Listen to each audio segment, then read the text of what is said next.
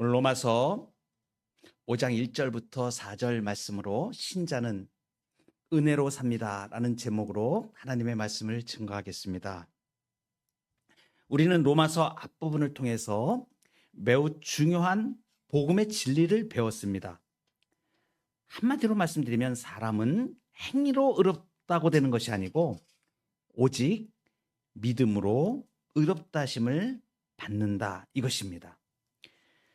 의롭다 하심을 받은 우리는 새로운 신분을 얻었습니다. 그것은 하나님의 양자가 되는 것이고 하나님의 자녀가 됩니다. 그래서 우리가 지난주에 세상의 상속자라는 제목으로 하나님의 말씀을 우리가 들었습니다. 근데 여기서 우리가 한 가지 질문이 남습니다.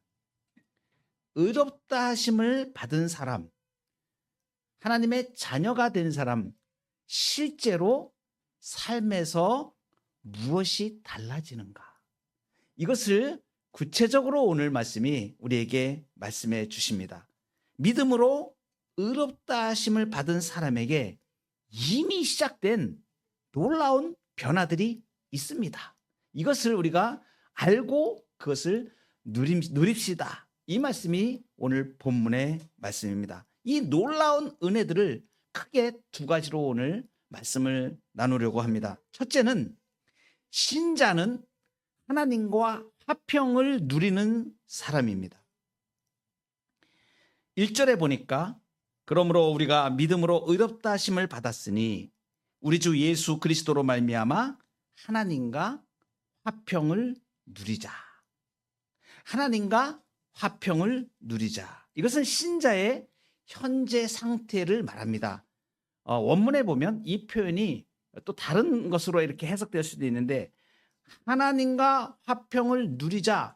지금 우리가 이미 하나님과 화평을 누리고 있습니다라는 상태를 말해주는 형태로 원문에는 기록되어 있습니다. 그러니까 이 말씀은 두 가지로 우리가 해석을 할 수가 있는데, 우리가 지금 하나님과 화평을 누리고 있습니다. 이것을 아십시오. 이것을 우리가 깨닫고 압시다. 이런 말씀도 있고, 또 하나는 그러니까 우리가 이 하나님과 화평을 누리는 것을 우리가 신자의 삶에서 누립시다라는 그러한 청유의 뜻도 있습니다. 그러니까 어떤 의미입니까? 어쨌든 간에 하나님과 화평을 누린다. 쉽게 표현하면 하나님과 친하게 지내는 것. 하나님과 친하게 지내는 것. 그러면 이 말씀에는 이전에 하나님과 친하지 않은 상태였다는 걸 말해주는 거잖아요.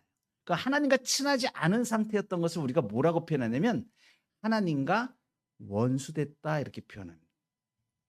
그래서 우리가 성경에 보면 하나님과 원수되었던 상태를 이렇게 많이 말합니다. 그런데 이 하나님과 원수됐다는 것은 단순히 하나님하고 사이가 나쁜 것이 아니고 어떤 것을 말하냐면 생명의 근원이 되시는 하나님으로부터 잘려나가는 것을 말해요. 그래서 완전히 하나님으로부터 단절된 절망적인 상태를 표현하는 말이 하나님과 원수되었다는 것입니다.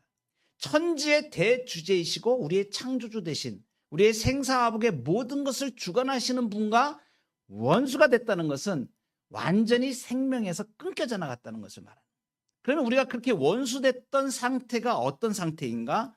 이것을 명확하게 알아야 우리가 하나님과 화평하면 그것은 어떤 것을 복을 누리는가를 우리가 명확히 알 수가 있는 것이죠. 원수됐던 상태가, 적대적인 상태가 해소가 되면 화평한 상태가 되는 것인데, 그러면 이전에 하나님과 원수되었던 상태가 어떤 상태였던가, 그 절망적인 상태가 어떤 상태인가, 5가지로 크게 요약할 수가 있습니다. 첫 번째는 뭐냐면 영적인 죽음과 철저한 단절입니다. 이것은 무엇이냐면 생명의 근원이신 하나님과 끊어진 거예요. 생명이 끊어지는 건 말이에요. 그러니까 육체는 살아있어도 영혼이 죽은 상태입니다. 이사야서에 보면 이렇게 말씀하십니다. 59장 2절에 너희 죄가 그의 얼굴을 가리어서 너희에게서 듣지 않으시게 합니다. 그러니까 하나님이 아담을 창조하실 때 어떻게 하셨어요? 흙으로 사람을 지으시고 그 코에 생기를 불어넣었어요. 생명을 말하는 거예요. 생기를 불어넣으셨던 것은 하나님의 생명이 들어온 것을 말하는 거예요. 그러니까 이 사람은 하나님의 생명으로 창조되었는데 죄가 들어와서 그것을 가려버리니까 그 생명의 호흡이 끊겨버린 겁니다. 호흡이 끊겨버리면 죽습니다. 그 영혼의 호흡이 끊겨요. 하나님으로부터 단절된 걸 말하는 거예요. 그러니까 흑암 속에서 영혼의 빛이 아무것도 없는 것을 말하는 거예요. 그래서 영혼이 단절되니까 생명이 없는 죽은 상태로 살아가는 겁니다. 그 죽음의 상태가 삶으로 나타나는 현상이 뭐냐면 하나님의 진노 가운데 머무는 거예요. 그래서 진노 가운데 머문다는 본질상 진노의 자녀로 사는 것을 말합니다. 진노라는 건 뭘 말하냐면 심판을 말하는 거야. 쉽게 얘기하면 하나님의 진노가 그 위에 머물러 있다. 요한복음 3장 36절에 예수 그리스도를 믿지 아니하는 자는 영생을 보지 못하고 하나님의 진노가 머물러 있다. 마치 웅덩이에 빠진 사람에게 위에서 하늘에서 비가 막 내려가지고 더 이렇게 침몰해 가듯이 하나님의 진노가 피할 것 없이 그 삶을 덮고 있는 상태를 하나님과 원수된 심판이 머무는 상태를 말합니다. 그래서 우리가 앞에서도 살펴봤지만 로마서 1장 25절부터 어떤 말씀이 나옵니까? 하나님의 진노를 받아서 그대로 내어버려 둔 사람들의 비참한 삶이 나오잖아요. 그러니까 하나님과 원수되었던 그 사람이 생명이 끊겨서 진노 가운데 살게 되는 그 모습들을 한번 마음의 정욕대로 내어버려 둬버리고, 그리고 그 상실한 마음대로 내버려 두고, 그래서 나오는 것이 추악하고 탐욕하고 악의가 가득한 것들이고 시기하고 살인하고 분쟁하고 이러한 삶에, 우리의 삶에 나타나는 모습들, 모든 것들을 보십시오. 그래서 예수 그리스도의 은총 가운데 거하지 못하는 많은 사람들이 그 진노의 심판 가운데 악의 악을 거듭하여 가고 결국은 멸망하는 자리로 가는 것입니다. 하나님과 원수된 것은 바로 이러한 상태였던 것을 말하는 거예요. 세 번째는 전적으로 부패해서 하나님을 기쁘시게 할 수 있는 아무것도 없는 무능력한 상태인 것을 말하는 거예요. 하나님께 항복하고 싶어도 항복을 못해요. 선을 행할 능력이 전혀 없는 거예요. 타락한 본성 자체로 하나님을 거역하고 미워하기 때문에 그래요. 그래서 하나님 앞에서 완전히 아무런 선을 행할 수도 없는 무능력한 상태가 되어지는 이러한 하나님과 원수된 상태인.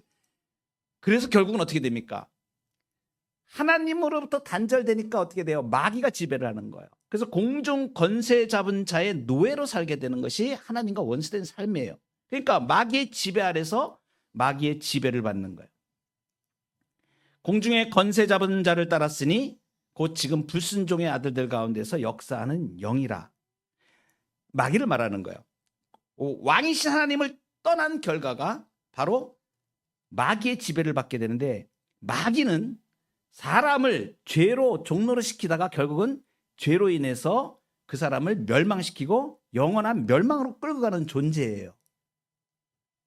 그래서 여러분, 죄 가운데 들어가서 죄를, 여러분 우리 삶에 나타나는 현상들입니다. 하나님과 원수된 그러한 사람들의 모습이 우리 사회에 그대로 나타나고 있습니다. 그래서 우리가 경악할 만한 죄를 짓는 사람들 있잖아요. 아주 무자비하게 살인을 행하고 나쁜 일도 많이 하고 막 어떻게 사람이 저럴 수가 있어라고 생각하는 그러한 일들이 비일비재하게 일어나는 일들이 무엇 때문에 그러냐면 공중 권세 잡은 자 마귀의 지배를 받고 있기 때문에.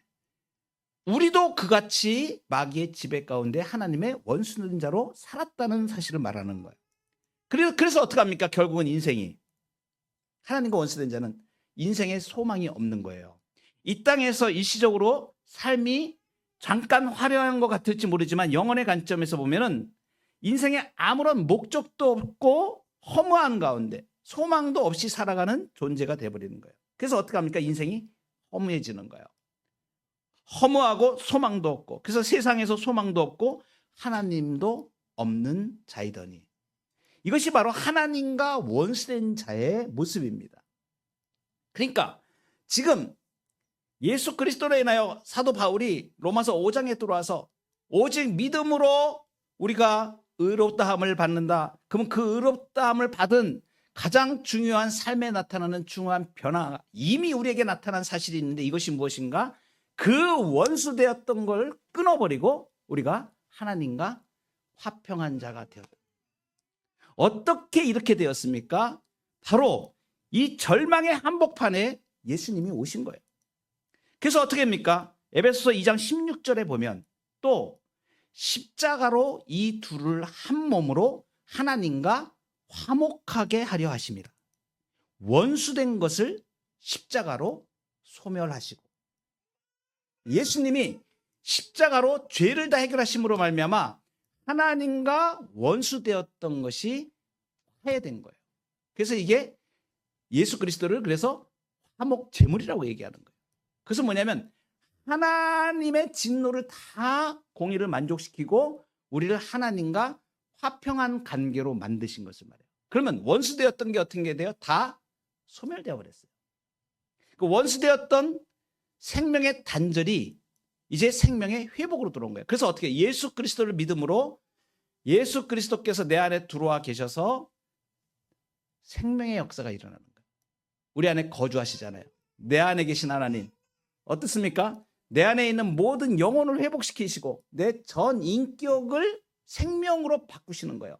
그래서 죽어 있다가 생명의 역사를 보게 되는 거죠. 예수 그리스도가 가져오신 생명을 우리가 다시 보는 거예요. 마치 하나님이 아담을 처음에 창조하셨을 때 생기를 그 코에 불어넣으신 것 같이 우리가 예수 그리스도를 믿을 때에 성령께서 우리 마음 심령 가운데 중생의 씻음을 허락하시고 그래서 하나님을 알아가고 닮아갈 수 있는 존재로 바뀌게 된 거예요. 그러니까 어떻게 돼버렸어요? 하나님과 단절되었던 원수되었던 상태의 진노가 어떻게 되면 진노가 싹 거쳐버리는 거예요. 그래서 진노가 바뀌어서 뭐가 되는 거예요? 하나님의 사랑하는 자녀가 된 거예요. 보호받는 자가 된 거예요. 그 진노가 다 떠나버리는 거예요. 그래서 더 이상 우리는 죄를 짓지 않을 수 있는 사람들이 된 거예요. 죄를 짓지 않아야 되는 사람들이 된 거예요. 하나님의 진노가 떠나버리는 거예요. 그래서 예수 그리스도 안에는 생명의 은총을 따라 살게 되는 거죠. 하나님이 미워하시는 사람에서 가증스러운 사람, 혐오스러운 사람으로 보았던 관점에서 사랑하는 자녀로 선을 행할 수 있는 사람으로 바뀐 걸 말하는 거예요. 마귀의 종로로 타던 자였습니다. 마귀가 좋아하는 것을 따라가고 거기에 추종되어서 살았던 삶이 하나님과 화평한 사람으로 산다는 것은 이제 의의 종인 진정한 자유인으로 살게 되는 거예요. 그리고 그래서 어떻게 됩니까? 우리 인생 자체가 생명으로 바뀌니까 예수 그리스도의 은총으로 이제는 목적이 없고 소망이 없던 삶에서 이제는 우리가 살아야 될 분명한 목표가 있게 되었고 우리가 이 땅을 살아가면서 인생의 가장 중요한 소망과 목적을 가지게 된 것이요. 하나님 안에서 하나님의 영광을 바라보는 자가 된 거예요. 그래서 어떻게 된 거예요? 하나님과 화평하니까 하나님과 거룩한 사귐 가운데로 들어가요. 내 안에 계시고 내 앞에 계시고 내 위에 계신 하나님의 은혜를 경험하는 삶으로 들어가게 되는 거예요. 거룩한 사귐과 거룩한 교제의 다스림 가운데 있게 되었습니다. 그래서 신자는 하나님과 화평을 누리는 사람입니다. 여러분 이 담대함을 가지고 이 진리의 말씀을 붙잡고 나는 하나님과 화평한 존재로 그것을 누리며 그래서 생명의 은총을 예수 그리스도 안에 있는 생명의 은총을 받아 누리고 그리고 그 하나님과 교제하며 하나님을 따라 선하게 지으심을 받은 우리의 지식과 우리의 의지와 우리의 감성 지정의가 온전히 새롭게 된 새로운 피조물로 이미 예수 그리스도께서 화평의 제물로 그것을 우리에게 선물로 주신 겁니다. 이 화평을 누리시기 바랍니다. 성령을 의지하여 성령께서 우리를 하나님과 화평한 사람으로 하나님이 끊임없이 우리를 간섭하시고 보호하시고 지켜주시는 그 은혜 가운데 우리가 거할 수 있는 삶을 우리가 보장받은 것입니다. 두 번째로 아주 중요한 신자로 살아가는 은혜가 있습니다. 이것은 무엇인가? 믿음으로 의롭게 된 자가 어떠한 신분으로 이 땅을 살아갈 수 있는가를 명확하게 보여주는 말씀입니다. 그것은 뭐냐면 신자는 은혜의 보좌 앞에 서 있는 사람이라는 사실입니다. 신자는 은혜의 보좌 앞에 서 있는 사람입니다. 2절 상반절에 보면 또한 그로 말미암아 우리가 믿음으로 서 있는 이 은혜에 들어감을 얻었으며 이렇게 말씀하십니다. 그러니까 은혜에 들어감을 얻었다 이렇게 들어갔다 이렇게 표현하고 있어요. 이 들어감을 원문으로 이렇게 보면 뭐냐면 어떤 의미냐면 왕 앞에 옛날로 말하면 왕 앞에 아무도 갈 수 없는 데를 거기에 들어갈 수 있는 자격을 말하는 걸 말해요. 보좌 앞으로 이렇게 나아가는 것을 말해요.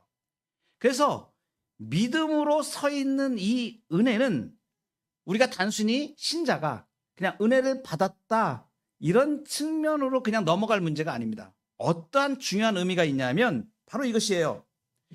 은혜라는 견고한 영토 안으로 이미 와서 거기에 정착했다는 뜻입니다.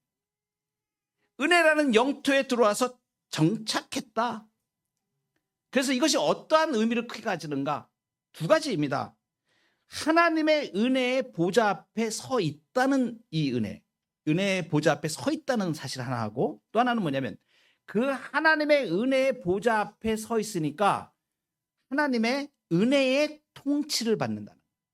그래서 우리가 이 두 가지를 명확히 알아야 되는데, 첫 번째는 이게 뭐냐면 은혜의 보좌 앞에 서 있는 사람의 복이 있어요. 은혜의 보좌 앞에 서 있다, 이것은 우리가 서 있는 땅이 죄의 땅이 아니고 율법의 땅이 아니고 은혜의 땅에 서 있는 것을 말하는 거예요. 이 서 있다라는 이 표현이 뭐냐면 한 번 들어와서 영원히 그 자리에 굳건히 딱 붙박았다, 고정했다, 이런 뜻이에요. 그러니까 은혜의 영토 안에 확장된 것을 말하는 거, 우리가. 그러니까 우리는 지금 어디 놓여져 있는 사람인가? 은혜의 보좌 앞에 놓여진 사람이다. 그러면 이 은혜의 보좌 앞에 놓여진 신자가 얻을 수 있는 복이 세 가지가 있어요. 그 첫째는 뭐냐면 출입의 자유입니다. 왕의 침소에 들어갈 수 있는 자녀의 신분과 똑같은 거예요. 여러분, 그 에스더서에 보면 고대 사회에서 아무나 왕 앞에 이렇게 자기가 가고 싶을 때 가지 못합니다. 왕이 받아주지 않으면 어떻게 돼요? 사형이에요, 사형. 그만큼 왕 앞에 간다는 거는 어려운 일인 거예요. 왕 앞에 왕이 원하지도 않았는데 그 앞에 자기가 갔다 그러면 그것은 죽음을 의미하는 것입니다. 그런데 지금 우리가 은혜의 보좌 앞에 서 있다는 것은 뭐냐면 이것을 말하는 거예요. 하나님, 높으신 하나님, 너무나 어미하신 그 하나님은 우리가 감히 그 앞에 나갈 수도 없어요. 마치 하나님의 허락 없이 그 앞에 나갔을 때는 죽음밖에 가져갈 수 없는 그러한 상황이나 똑같은 거예요. 그런데 어떻게 됐다는 거예요? 예수님의 손을 잡고 그리스도께서 십자가에 올리신 보혈의 은총으로 나와 연합되어서 내가 예수님의 손을 잡고 하나님의 가장 깊은 곳까지 우리는 들어갈 수 있는 그러한 자녀처럼 하나님의 지성소까지 들어갈 수 있는 그러한 권한을 받았다는 것이. 그러니까 어떤 얘기냐면 이것은 우리가 은혜의 보좌 앞에 서 있다. 하나님 앞에 언제든지 나갈 수 있다. 이것은 아빠라고 하면서 마치 자녀가 자기 아빠에게 아빠 그러면서 그냥 아무 때나 이렇게 갈 수 있는 거랑 똑같은 거예요. 그런데 죄나 율법에 있는 사람들은 어때요? 이것은 뭐냐면 결제 서류를 들고 언제 가야 되지? 하나님 언제 부르시지? 이런 입장에 있는 사람들이 신하의 입장이잖아요. 그러니까 신하가 아니고 어떤 입장이냐면 우리는 그냥 문 열고 들어가면 되는 거야. 하나님 그러면서 가면 우리가 하나님의 깊은 곳까지 들어갈 수 있는, 하나님의 가장 깊은 곳 지성소까지 들어갈 수 있잖아요. 그래서 우리가 기도할 때 어떻게 합니까? 성령을 따라 의지하여 기도할 때 하나님 앞에 우리가 나아가잖아요. 하나님이 우리를 품에 안아주시고 하나님의 깊은 것을 우리에게 알려주잖아요. 성령께서 우리를 하나님의 가장 깊은 것까지도 알게 하신다는, 하나님을 알고 누리게 하시잖아요. 바로 이것을 말하는 것입니다. 은혜의 보좌 앞에 서 있다는 것은 이렇게 하나님께 언제든지 나아갈 수 있는 자녀. 그 다음에 또 하나는 뭐냐면 은혜의 보좌 앞에 서 있다. 이것은 영원히 쫓겨나지 않는 것을 말해요. 율법의 땅에 있는 사람들은 어떠냐면 늘 불안합니다. 왜 그렇습니까? 내가 잘하면 괜찮고 잘하지 못하면 쫓겨나는 거예요. 조건부입니다, 율법은. 근데 은혜는 어때요? 내 행위가 아니고 예수님의 공로로 마련된 땅이기 때문에 한번 우리가 하나님의 품 안에 들어가면 영원히 우리는 변하지 않는 것을 말합니다. 이것이 영원히 안전한 것을 말하는 거예요. 그래서 은혜의 보좌 앞에 우리가 서 있다는 것은 우리는 변함이 없는 은혜의 땅에 영원히 머물 수 있다는 것을 말하는 거예요. 그 다음에 또 한 가지는 뭐냐면 호의의 시선입니다. 그것은 뭐냐면 하나님이 기쁨으로 바라보시는 거예요. 그러니까 은혜의 하나님이 우리를 죄 잘하나 못하나 봐야지 이렇게 죄를 보시는 게 아니고 우리에게 입혀진 그리스도의 옷을 보시며 미소를 지으시는 것이죠. 그래서 우리는 나를 노려보실까 봐 두려워하는 것이 아니고 나는 하나님 앞에 기쁨을 받은 하나님이 나를 기뻐하신다는 확신 속에 있는 평안함을 누릴 수 있는 걸 말해요. 이것이 은혜의 보좌 앞에 서 있는 은혜입니다. 그래서 신앙의 선배들이 이런 표현을 합니다. 우리는 넘어져도 은혜의 바닥에 넘어집니다. 그러니까 은혜의 바닥에서 굴러 떨어지지 않는 거야. 마치 아이가 침대에서 엄마랑 같이 있다 침대에서 폴짝 뛰었는데 넘어져도 침대야. 다치지 않아. 보호가 돼. 그러니까 은혜의 바닥에 우리는 떨어져도 은혜의 바닥에 떨어지는 것이고 은혜 밖으로 굴러 떨어지는 게 아니에요. 그러니까 어때요? 하나님의 보호하심과 그 은총 가운데 우리가 거하게 되는 거죠.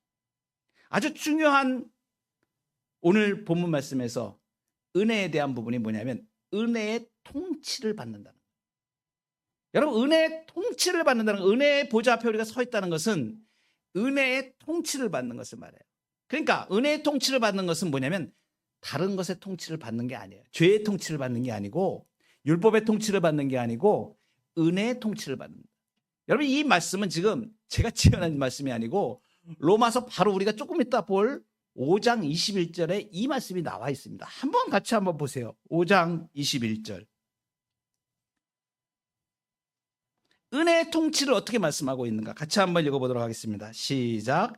이는 죄가 사망 안에서 왕노릇한 것 같이 은혜도 또한 의로 말미암아 왕노릇하여 우리 주 예수 그리스도로 말미암아 영생에 이르게 하려 함이라. 아멘. 은혜가 의로 말미암아 왕노릇한다. 이것을 구체적으로 삶에서 어떻게 은혜가 왕노릇하는지 세 가지로 한번 우리가 살펴보도록 하겠습니다. 첫 번째는 뭐냐면 우리의 양심에서 은혜가 통치해요. 은혜가 왕노릇합니다. 어떻게 하냐면 우리가 죄를 짓지 않습니까? 죄를 지으면 우리를 정죄하는 소리가 있어요. 그래서 마귀가 하는 거예요. 그래서 마귀는 어떻게 합니까? 율법으로 즉시 우리 양심을 고소합니다. 마치 재판정에서 검사와 같은 거예요. 쟤 이런 잘못했어요. 쟤 이런 죄를 졌어요. 쟤는 사형에 처해야 돼요. 이러면서 막 정죄하는 걸 말해요. 그러니까 우리가 죄를 지었을 때 그러한 정죄하고 고소하는 거. 이렇죠? 네가 무슨 신자야? 그런 죄를 짓고도 네가 신자야? 막 이러면서 우리를 정죄하는 고소하는 마귀들의 항소가 있는 거예요. 이때 은혜가 왕노릇하는 건 뭐냐면 이 죄에 대한 형벌은 이미 예수님이 다 치르셨어. 그러니까 너는 무죄야. 다시 이 죄를 짓지 않고 하나님 앞에 바로 서면 돼. 이렇게 은혜가 우리를 왕노릇하는 거예요. 그래서 우리의 죄를 향하여서 마귀가 정죄하고 고소하는 양심의 법정에서 은혜가 왕노릇하는 것을 말하는 거예요. 은혜가 통치하는 것을. 또 어디에서 또 통치합니까? 의지의 영역에서 은혜가 왕노릇합니다. 이게 어떤 의미냐면 이런 거예요. 율법이 왕노릇할 때는 우리가 어때요? 안 하면 벌 준다는 두려움으로 억지로 하게 되잖아요. 그러니까 무엇을 순종하더라도 율법에 따라서 한다는 것은 억지로 하고 안 하면 내가 죽을 것 같으니까 막 이렇게 억지로 하는 것을 말하는 거예요. 그러니까 이거는 뭐냐면 마음을 변화시키지 못하는 거예요. 그 의지가 율법에 따라서 움직이는 거예요. 근데 은혜가 왕노릇하는 건 어떤 것을 말하냐면 우리 마음을 감동시켜서 기쁘고 즐겁게 순종할 수 있게 말하는 것을 말해요. 그래서 어떤 것입니까? 예수님의 은혜, 구원의 은총이 내 마음에 충만하게 넘쳐서 성령께서 우리를 그것을 알게 하시고 감사함을 알게 하시잖아요. 그러니까 어떻게 하는 거예요? 그러니까 죄를 미워하고 선을 행하게 되는 것이죠. 그러니까 은혜가 왕노릇하는 사람은 해야 해서 하는 게 아니고 하고 싶어지는 거예요. 은혜가 왕노릇하는 건 바로 성령으로 우리 마음속을 감동하셔서 이러한 선한 마음이 일어나게 만드시는 것을 말해요. 그래서 여러분 어때요? 우리가 주님의 몸된 교회를 섬기면서 무엇을 준비하고 기도하고 봉사하고 섬길 때마다 우리의 마음이 어때요? 기쁘고 즐겁지 않습니까? 억지로 하는 게 아니잖아요. 내가 정말 이거 하기 싫어 죽겠는데 이거 하는 게 아니잖아요. 기쁨으로 즐거움으로 하나님의 은혜가 나를 강권하여서 내가 정말 하나님 앞에 더 드리고 싶고 더 봉사하고 싶고 더 충성하고 싶고 이렇게 우리의 삶의 방향이 정해 나가지도록 이끌어지는 게 뭐예요? 은혜의 통치가 이루어져요. 은혜가 왕노릇하는. 세 번째입니다. 고난의 현장에. 고난이 닥칠 때에 은혜가 어떻게 우리를 왕노릇하는가? 우리가 고난을 당하면 어떻게 돼요? 본능적으로 사람들은 저거 하나님이 나를 치셨어. 하나님이 벌을 주는 거야. 이렇게 해석하기 쉽잖아요. 그런데 은혜가 왕노릇하면 그 고난을 징계가 아닌 믿음으로 해석하게 만드는 거예요. 그래서 이 고난은 나를 죽이려는 것이 아니고 나를 더 온전하게 하시려는 거야. 그렇죠? 여러분 이러한 삶의 모든 것들을 이렇게 다 우리가 경험하지 않습니까? 저는 이 말씀을 묵상하다가 칼빈 선생님이 그러한 말씀하는 거예요. 우리가 소망을 가지게 된 거예요. 인내는 연단은 소망을 준다는 뒷말씀이 나오는데 그 연단을 뭐라고 해석하냐면 제가 깜짝 놀랐어요. 정말 멋진 해석이다. 칼빈 선생님이 이렇게 해석을 해요. 그 연단은 하나님이 우리를 다루시는 체험이라고 이렇게 얘기합니다. 체험. 그래서 이걸 이런 여러분들 우리 삶에서 이렇게 하잖아요. 우리가 어려운 일들을 이렇게 겪어요. 그때는 잘 안 보여요. 하나님 나에게 왜 이렇게 우리가 이렇게 원하면 이런 것도 풀어주셔야 되는데 왜 이렇게 막히죠? 예수 믿는 사람이 하나님 앞에서 예수 믿고 복된 삶, 의로운 삶을 살아가는데 모든 것이 잘 돼야 되지 않나요? 근데 어때요? 막히는 일이 있고 어떨 때는 힘든 일이 있고 고난들 환난들이 있어요. 그 연단이 있어요. 근데 이 연단이 뭐냐면 그것을 하나님께서 어떻게 해결하시는지를 경험하게 하신다는 거예요. 그래서 어떻게 선하게 바꾸시는지를 경험하시는 거예요. 그래서 나중에 우리가 어떻게 됩니까? 그때 나에게 어려움이 있고 이렇게 있었던 것은 하나님이 나를 정말 정확하게 다시 빚으시기 위하고 하나님을 닮아가는 사람으로 만드시기 위해 이렇게 허락하셨던 거구나 라고 우리가 알게 되지 않습니까? 이것입니다. 모든 상황이 협력하여 선을 이루시는 하나님의 섭리로 바라보게 만들죠. 그래서 여러분 우리가 은혜의 보좌 앞에 서 있다는 것은 이제 지진이 무너나도 예수 그리스도라는 반석 위에 내 인생의 집이 확실하게 지어졌다는 것을 말합니다. 그래서 과거에는 죄가 왕노릇하면서 우리를 두려움을 끌고 갔지만 이제는 은혜가 왕노릇하여 우리를 다스리고 은혜가 왕이 되니까 우리가 죄책감에서 벗어나게 되고 은혜가 왕이 되니까 억지가 아닌 기쁨의 순종으로 나아가게 되고 고난조차도 우리를 향한 하나님의 사랑을 끊을 수 없다고 우리가 고백합니다. 그래서 우리는 이 강력하고 따뜻한 은혜의 통치 영역의 한복판에 서 있는 사람들이다. 오늘 사도 바울이 이 말씀을 하는 것입니다.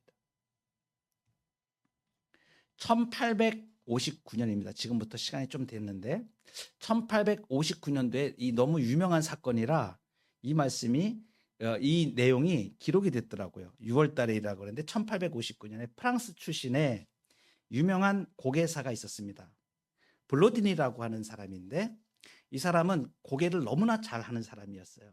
그래서 도전을 합니다. 나이아가라 폭포에서 밧줄을 메고 건너가는 묘기를 세상 사람들 앞에서 해요. 근데 이 나이아가라 폭포는 여러분이 잘 아시는 대로 미국하고 캐나다를 가로지는 협곡입니다. 길이가 약 335m가 돼요. 그리고 이 높이는 한 50m 정도 되는 높이입니다.